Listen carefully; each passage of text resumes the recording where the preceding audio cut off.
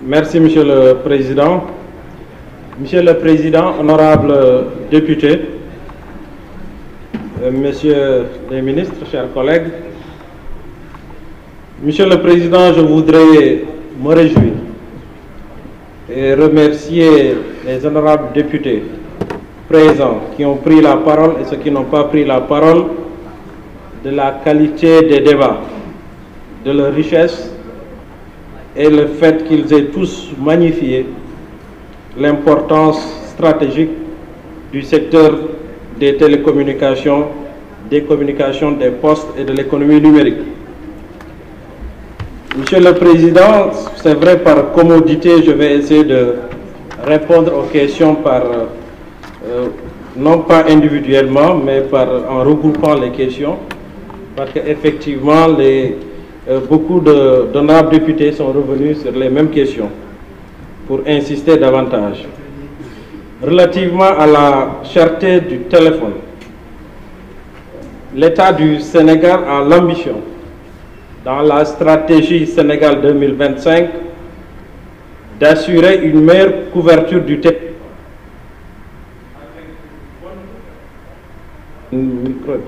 Voilà, avec une bonne qualité de service et des tarifs abordables. Je voudrais indiquer, Monsieur le Président, que le coût des services téléphoniques est relativement moins cher au Sénégal par rapport à beaucoup de pays de la sous-région, de la région Afrique et du monde. Mais nous allons encore insister sur ces aspects auprès des opérateurs et de l'ARTP pour des actions rapides.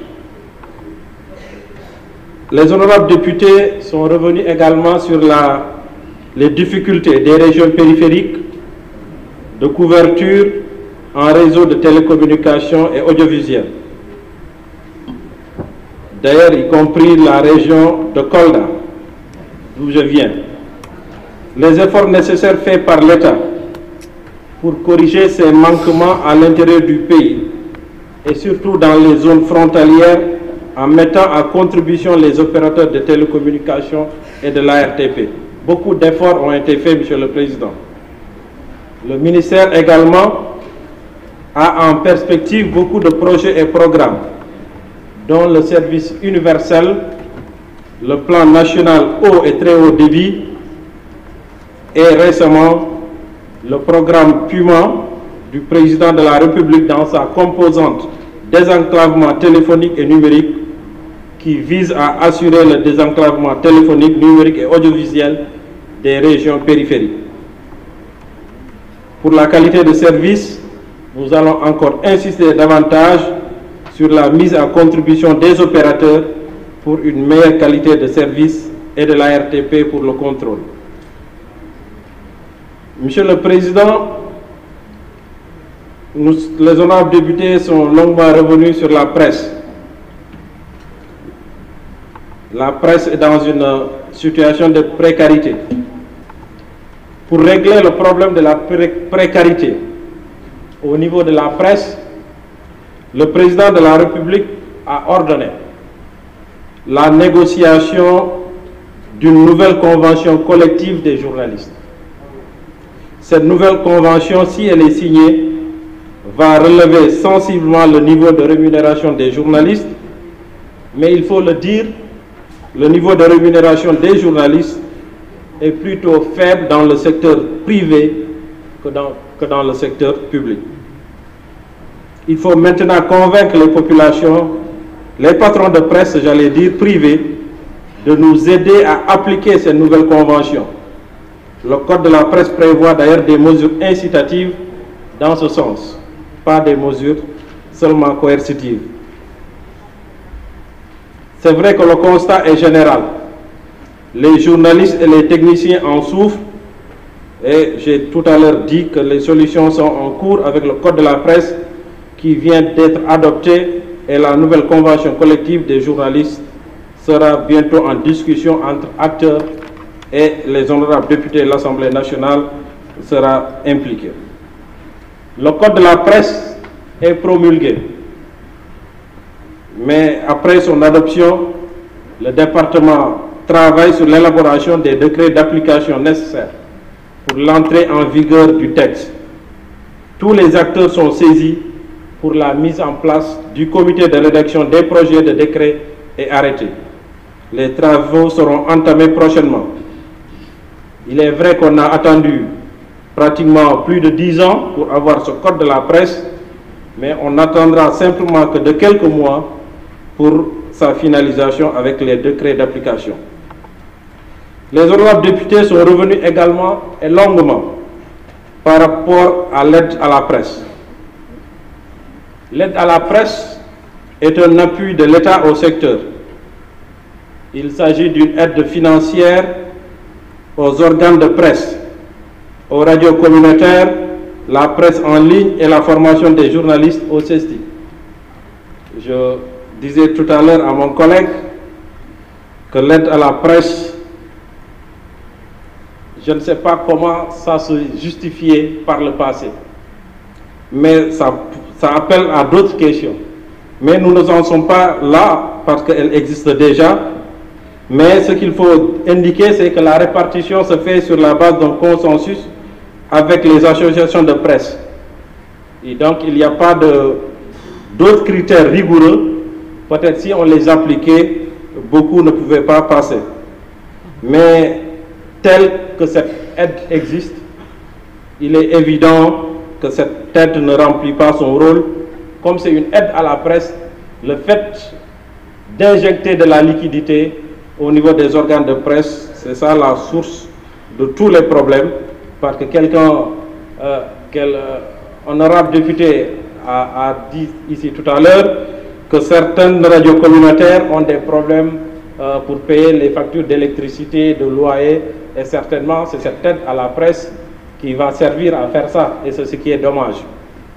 C'est ce qui est dommage, parce que cette aide aurait pu financer le secteur de façon beaucoup plus responsable pour renforcer les entreprises de presse, favoriser la création d'emplois décents, mais surtout favoriser des contenus de qualité. Mais le gouvernement a décidé avec le code de la presse de créer le fonds d'aide à la presse pour d'ailleurs en tout cas faire face à ce que je viens de citer, c'est-à-dire le renforcement des entreprises de presse, créer des emplois décents, améliorer les contenus de qualité. Mais le gouvernement est beaucoup plus ambitieux que ça, parce que le gouvernement veut aider le futur fonds pour servir de crédit de garantie, pour permettre au groupe de pouvoir se financer par l'endettement ou par des prêts bancaires ou par d'autres sources de financement, parce qu'en réalité, le problème qui se pose, c'est que les organes de presse ont certainement un problème de financement. Le budget de la maison de la presse, j'avais indiqué en commission technique et en commission des finances qu'elle a été dotée, la maison de la presse, d'un budget donc, de 100 millions de francs CFA. Donc le ministre du budget a précisé que ce n'était pas une LFR, et donc c'était 100 millions de francs CFA.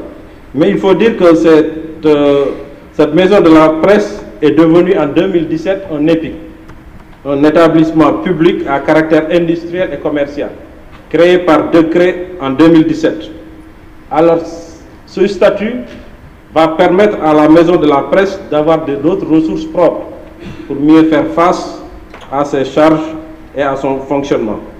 Mais nous, le ministre du budget, y reviendra. Nous sommes effectivement sensibles aux questions soulevées relativement à la maison de la presse que j'ai moi-même visité, et je pense que c'est un instrument, un outil important pour le Sénégal et surtout pour le gouvernement.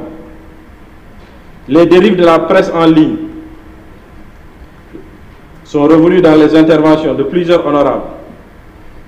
Ce qu'il faut dire, c'est un sous-secteur qui se caractérise effectivement par de nombreuses dérives, des atteintes à la vie privée des personnes, des propos indécents dans les commentaires, mais la presse en ligne est une donnée récente.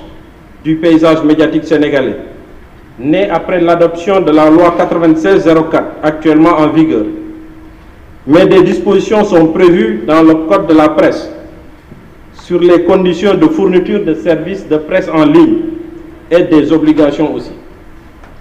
Par exemple, désormais, pour exercer comme presse en ligne, il faut être constitué en entreprise, employer des journalistes professionnels, au moins 3, avoir un directeur de publication et un rédacteur en chef expérimenté.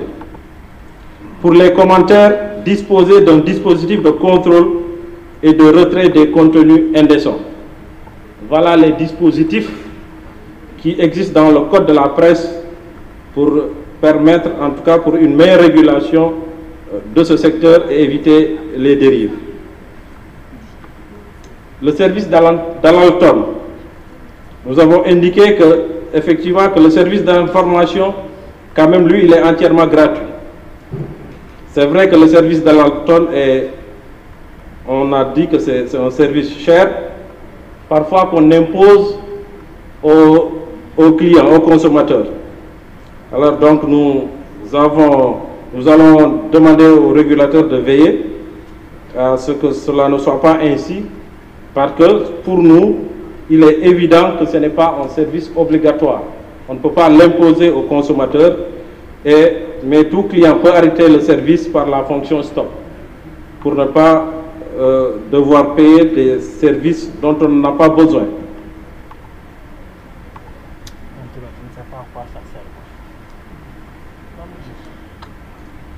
Alors, les honorables députés ont demandé quel est l'impact des MVNO au niveau, donc, en tout cas sur l'économie, sur les... Alors, peut-être ce qu'il faut dire, ou rappeler, que c'est sur demande du ministère que l'ARTP a instruit la procédure de sélection de 3 MVNO conformément aux dispositions du Code des télécommunications. Donc la RTP a mis en place une commission composée de tous les segments du pays, de la présidence de la République, de la primature, du ministère de l'économie et des finances, le ministère en charge des télécommunications et de la RTP. Chaque soumissionnaire devait avoir un accord de principe avec un opérateur de télécommunications. Ça, c'est pour le rappel. Et chaque opérateur avait la possibilité de signer 3 accords de principe. Finalement, 3 candidats ont été retenus. Il s'agit de Sirius Telecom avec Tigo, de GFM U-Mobile avec Orange et Origine SA avec Expresso. L'impact, c'est pour créer une meilleure concurrence, démocratiser l'accès à la téléphonie mobile et avoir des offres diversifiées pour une meilleure qualité et des coûts abordables.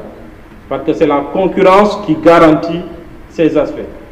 Tant qu'il n'y a pas de concurrence dans un secteur, effectivement, les prix ont tendance à être plus proches des situations de monopole. Donc, c'est ça l'impact de l'arrivée de ces 3 MVNO au niveau du secteur. Meilleure qualité, offres diversifiées et coûts beaucoup plus abordables.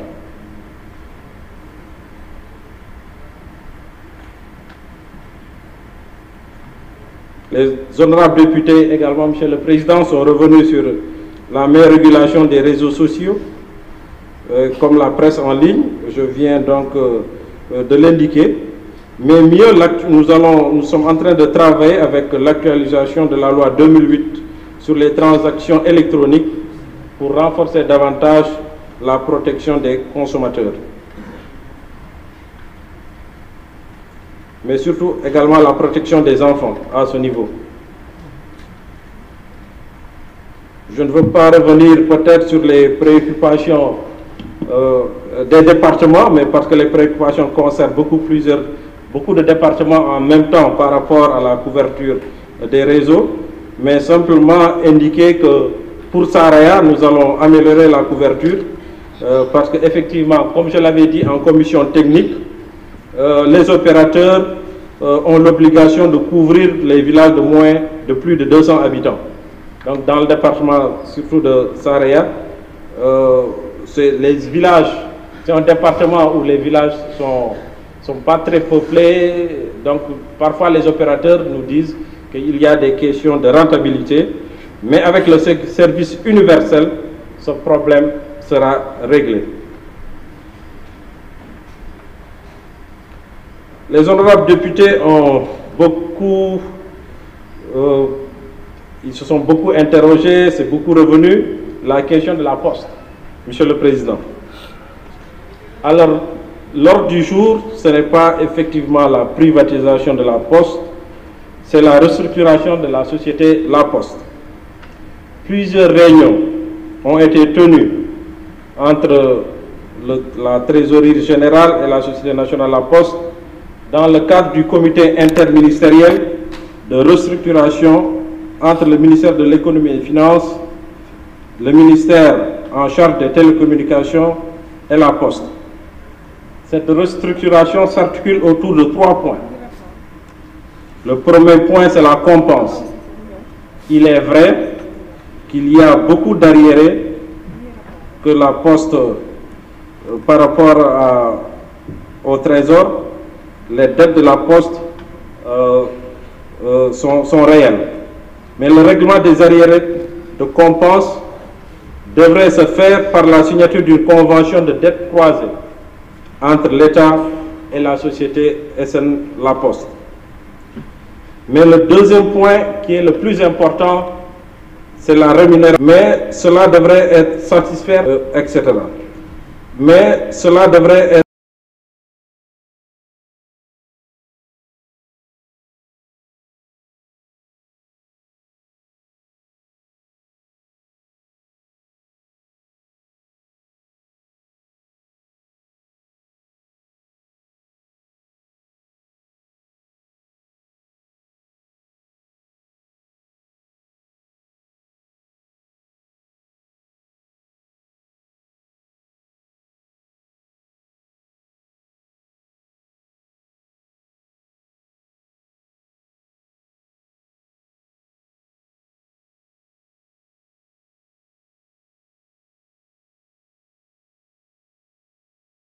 satisfaire beaucoup de conditions.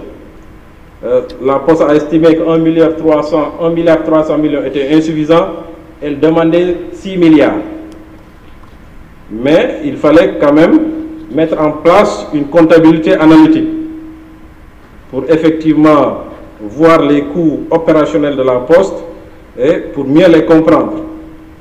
À ce titre, un système de comptabilité analytique a été élaboré et devrait être mis en œuvre d'ici la fin de l'année, en ce sens que les réserves soulevées par l'ARTP ont été levées. La signature aussi d'un contrat de performance, parce qu'il fallait mettre la Poste dans un cadre de performance pour justifier en tout cas des montants importants qui seront mis à sa disposition. Mais surtout l'élaboration d'un plan stratégique de la Poste. Le troisième élément, c'est la recapitalisation de la Poste. L'objectif de ce plan de restructuration est d'assainir les finances de la Poste pour lui garantir un niveau d'investissement cohérent avec l'objectif d'en faire une entreprise performante et pérenne. Ainsi, la signature de la convention que j'annonçais au plus haut de dette croisée devrait aboutir à plusieurs schémas, dont le reversement du solde du capital de l'entreprise ou la recherche d'un partenaire stratégique. D'ailleurs, c'est l'honorable député Ousmane Sonko qui avait, je pense, si mes notes sont bonnes, demandé à ce qu'on recherche un partenaire stratégique. C'est dans les schémas. Et je vous signale que le ministère également a mis en place un comité technique, parce que le ministère de l'économie et des finances suivait de façon rapprochée les questions financières. Mais à mon arrivée, nous avons mis en place un comité technique qui est mis en place au niveau donc du ministère pour la mise en œuvre d'une stratégie de développement de la Poste au-delà des questions financières.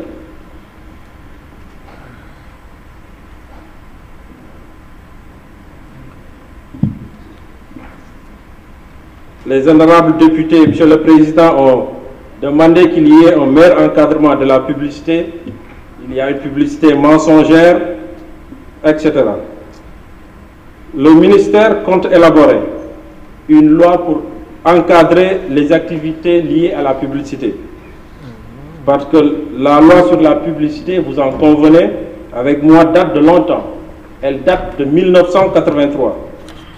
Et donc cette révision fait partie des chantiers de mon département pour 2018. Déjà, nous avons commis un expert qui a fait l'état des lieux et prochainement un comité sera mis en place pour l'élaboration d'une nouvelle loi. La révision de cette loi est d'ailleurs une instruction du président de la République à travers le décret relatif aux attributions de notre ministère.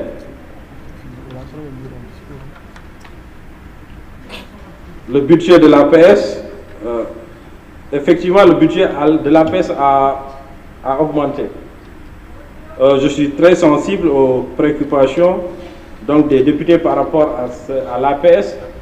Moi-même j'ai visité l'APS, j'ai visité Le Soleil, j'ai visité l'ARTS, j'ai visité la Maison de la Presse et j'ai eu l'occasion de rencontrer les acteurs. Peut-être je n'ai pas rencontré les acteurs en tant que Saint-Pix ou truc, mais ils ont pris la parole lors de mes visites et ils ont fait part de leurs préoccupations. Mais très prochainement, c'est dans mon agenda, j'ai rencontré les acteurs tels qu'ils sont organisés, Saint-Pix et d'autres acteurs. Mais déjà le contact a été établi à travers leur lieu de travail.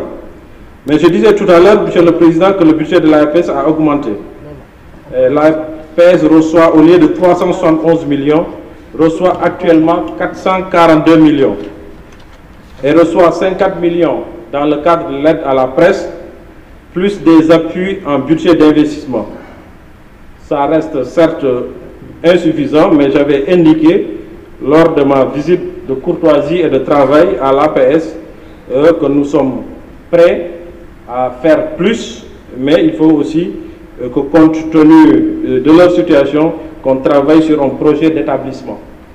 C'est des projets d'établissement qui permettent de mettre tous les acteurs à l'aise pour parler de hausse de budget et tout le monde sera conscient vraiment de l'importance de mettre plus de ressources parce qu'il y a une vision plus claire, une vision partagée, une vision validée par les autorités supérieures. Donc il ne faut pas comparer RTS et APS. Et je pense que ce n'est pas la même chose, sinon ce serait la même structure. Ces organes ont des missions vraiment différentes. Il y a été beaucoup de questions, également de la RTS. Beaucoup de questions. Alors, la RTS produit des bulletins d'information dans toutes les langues codifiées. Il y a d'ailleurs un journal télévisé en langue manjac à la RTS 1, dans les autres langues codifiées. La création également des RTS 3 et 4 répond au souci de respecter la diversité culturelle et ethnique. Contrairement à ce qui se dit, la RTS ne couvre que faiblement, très faiblement les activités de l'APR. D'ailleurs, certains amis de l'APR, certains responsables de l'APR, tout comme certains responsables de l'opposition, se plaignent. Mais il faut dire que l'opposition et la société civile sont bien représentées dans toutes les émissions, que c'est une réalité.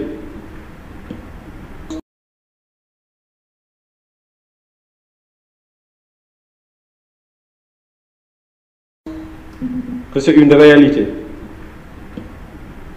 On ne nous a pas signalé depuis le matin sur le non-professionnalisme de la RTS. Et je pense que la RTS ne fait pas partie des organes qui sont dans la publicité mensongère, qui sont dans l'information mensongère. En tout cas, on ne l'a pas dit ici. Et il faut aussi dire que la RTS est dans l'obligation, en tant que média public, de rendre compte des activités du chef de l'État, à ne pas confondre avec les activités de l'APR. Le chef de l'État, c'est peut-être parce qu'il est très dynamique, il fait beaucoup d'activités, et lorsqu'on les couvre, on a l'impression qu'il apparaît beaucoup. C'est parce que derrière, il y a des activités.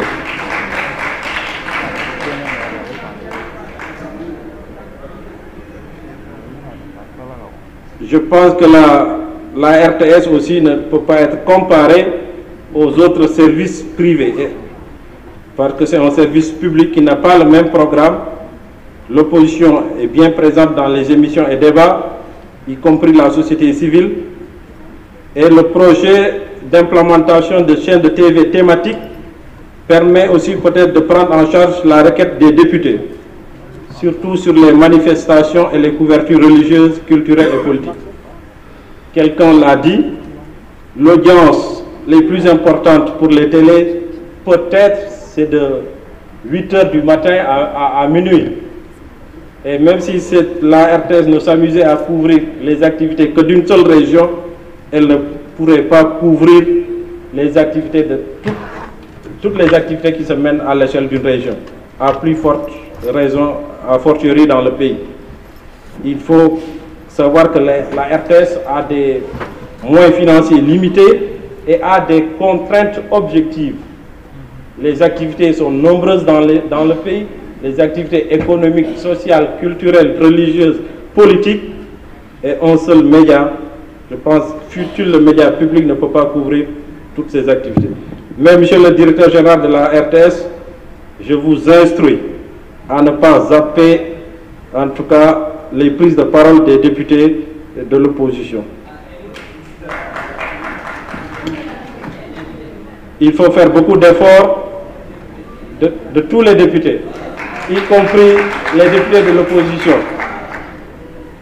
Voilà, ça c'est une instruction. Veuillez à atteindre l'équilibre et l'équité, même si c'est une situation asymptotique. On tend vers, mais on ne la touche jamais.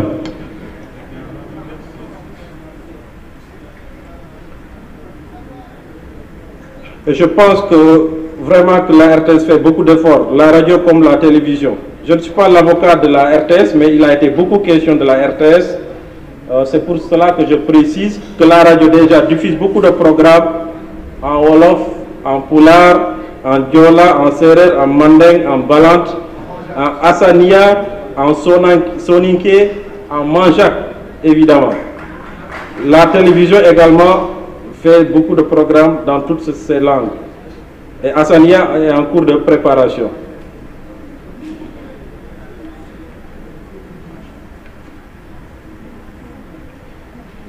Monsieur le Président, peut-être ça a été beaucoup question des honorables députés de Kaffrine, de la région. Ah, ils sont revenus tous, j'ai remarqué, sur le problème de couverture. Que ce soit ceux de Kaffrine ou ceux de Koungheul. Mais il faut dire que déjà la RTS dispose d'une nouvelle antenne radio de haute portée. Donc c'est une radio régionale de Kaffrine qui est en cours d'installation. Pour Koungheul, Kaffrine et Malem Hodar, les émetteurs TV acquis sont en cours d'installation pour améliorer la réception télé en attendant la généralisation de la TNT.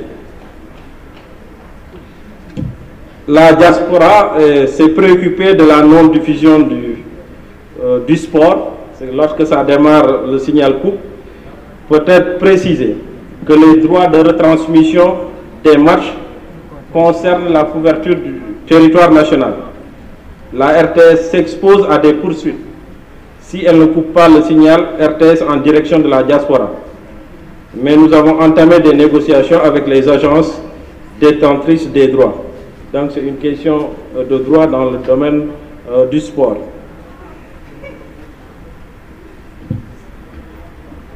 Le problème de AYO avec Sonatel.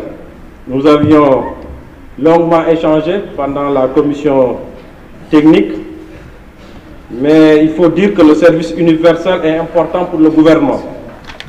Et je vous informe qu'une étude est en cours pour l'actualisation de la stratégie de service universel qui doit nous aider à la couverture de certaines zones. Pour rappel, le gouvernement a beaucoup aidé AYO.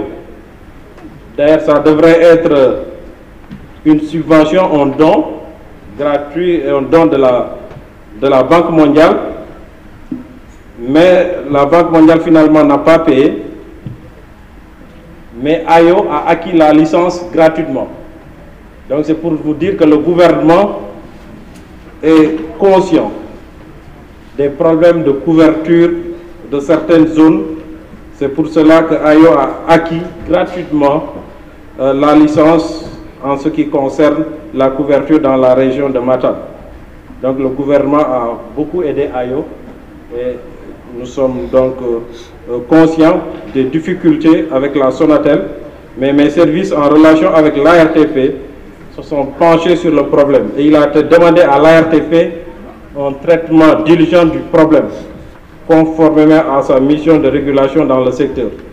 Donc j'encourage les honorables députés, en tout cas, à aider, comme indiqué par le président Abdoulaye Makhtar Diop, l'honorable député, pour aider en tout cas le gouvernement à travers votre commission pour avoir en tout cas de meilleurs taux de couverture et une meilleure cohérence dans le secteur. Nous saluons en tout cas cette initiative si jamais elle voit le jour.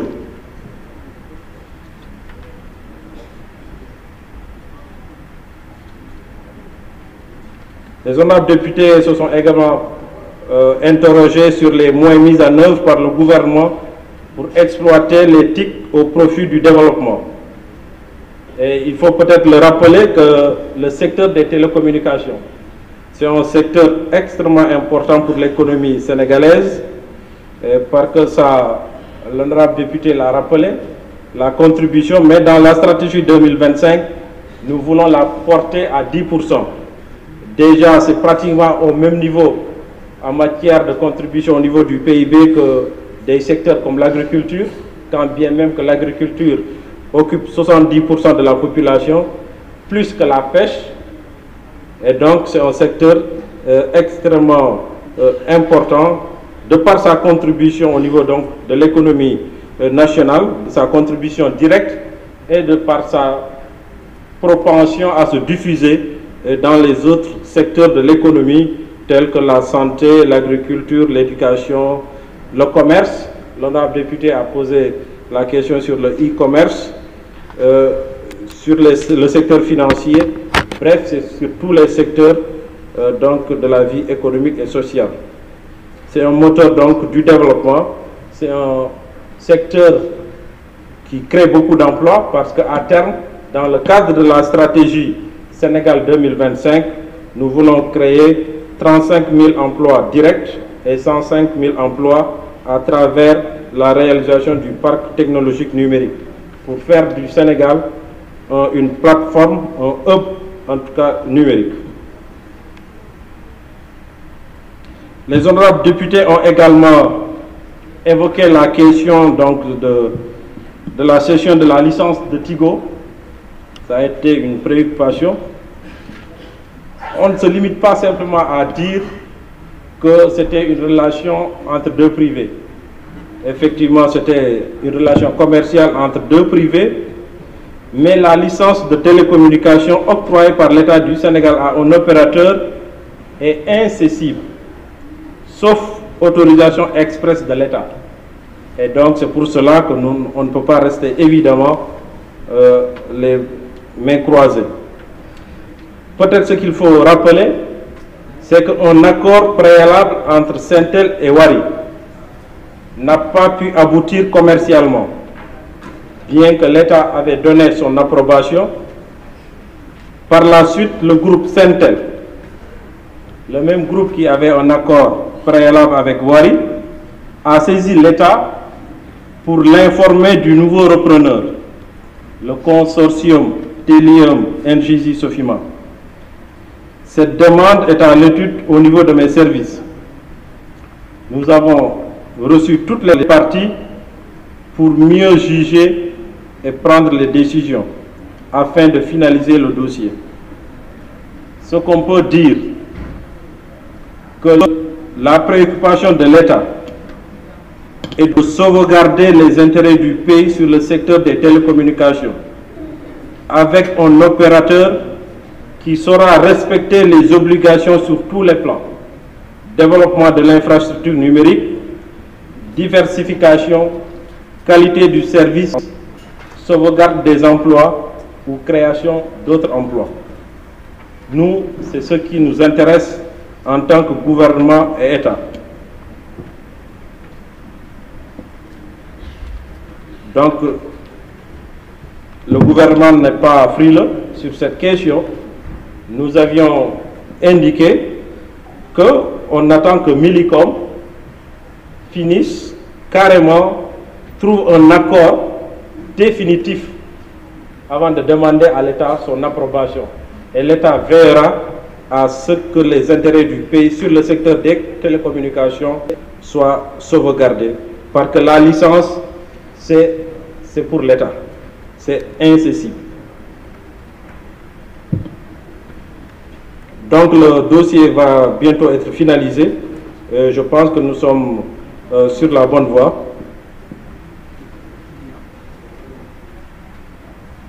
Ministre, peut-être Sonatel, occupation du domaine public.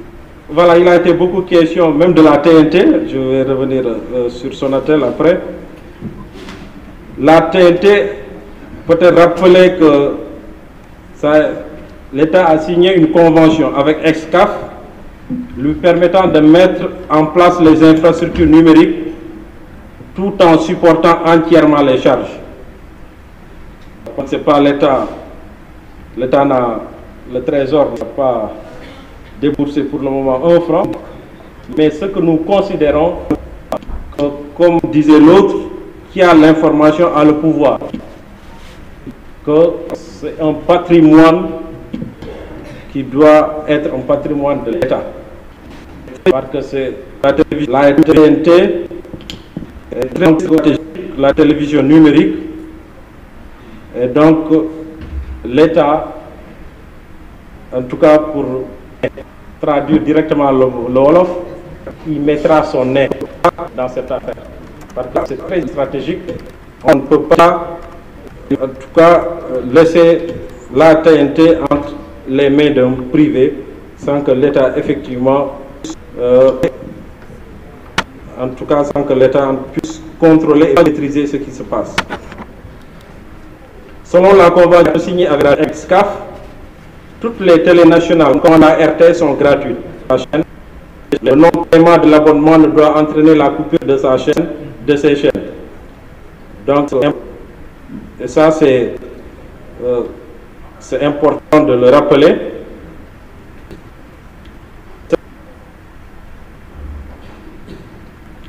Cette convention devrait durer 5 ans. Aujourd'hui, effectivement, il y a certes des problèmes, mais le taux de couverture géographique est de 89%. Le taux de couverture, donc au niveau des populations, il y a 480 000 abonnés sur l'objectif de 860. C'est encore timide. Et seules les régions de Kolda et de Sédhiou ne sont pas encore connectées sur la TNT. Donc il y a eu des problèmes avec l'opérateur qui a eu des difficultés financières. Mais cette question, comme je vous l'ai dit, est très suivie par l'État et des dispositions sont en train d'être prises pour corriger ces manquements par rapport au délai. Donc, Monsieur le Président, nous suivons cette question. En tout cas, le ministère des Télécoms s'en approprie. Nous faisons notre affaire. Bientôt, nous allons, en tout cas, faire des propositions aux autorités.